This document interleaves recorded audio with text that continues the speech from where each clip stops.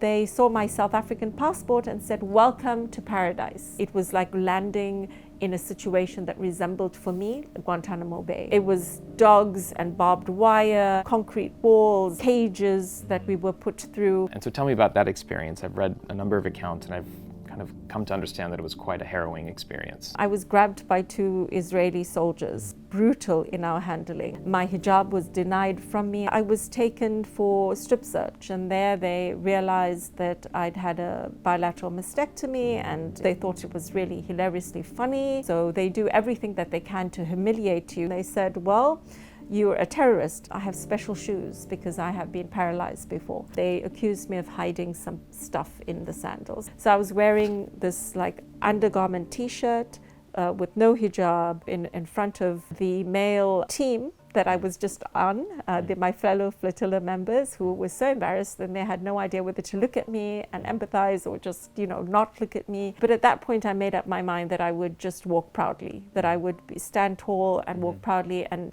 not show any form of feelings of humiliation and just be resistive. The next morning when we got up, and still no food, still no water, still nothing, was a big banner that said Gaza al-Jadida, and that means like the new Gaza, right? But what was it? It was a demolished, decimated Gaza with Palestinians walking along a little corridor.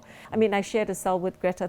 She was taken out several times to do all sorts of bizarre meetings. She's this 22-year-old, and I just had such a lot of admiration for her because she was just in the space of holding herself with such dignity against the monstrous big machinery of the Israeli regime. Now you've experienced that apartheid. Like, you have been processed just like a Palestinian, right? Put through the system, treated very poorly, not given your full rights. And so I'm curious how that has now informed how you exist and how you go through the world. That's the reason I've come back. I've been on a witness tour. It's our collective responsibility to do this.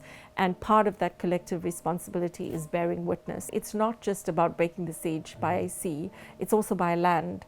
And we also have to give great focus to what's been happening in the West Bank. We need to protect that harvest, the olive harvest, and the settlers are destroying and stealing land. So there needs to be a more robust movement.